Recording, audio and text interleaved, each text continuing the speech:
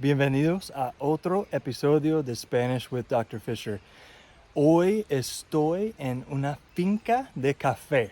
Como pueden ver, hay mucho café aquí. Today, we're going to talk a little bit about how you start learning Spanish. It's really important that you know how to conjugate in Spanish. There are three types of verbs in Spanish: AR, ER, and IR. An AR verb would be like hablar, which is to talk. An ER verb would be like comer, which is to eat. And vivir would be an example of an IR verb, which means to live.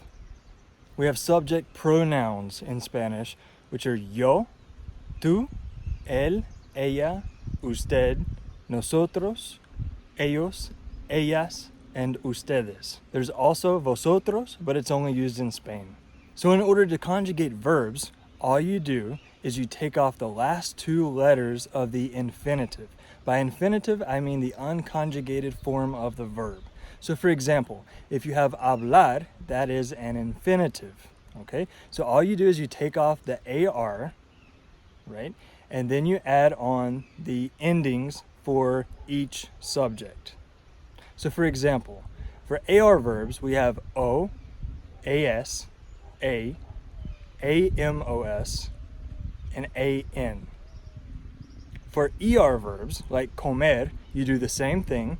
You just take off the ER and you add on the ending for each subject. The endings are O, ES, E, EMOS, and EN.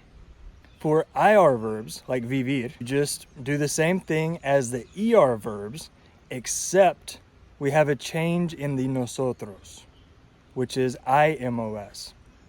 So a verb like vivir would be vivo, vives, vive, vivimos, and viven.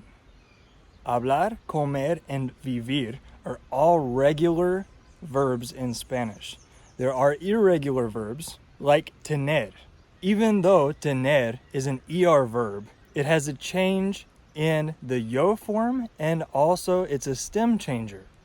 So we have tengo, tienes, tiene, tenemos, and tienen. Notice that E changes to an IE. I hope you've enjoyed this episode of Spanish with Dr. Fisher. Be sure to check out my video on basic conversational questions. Pura vida.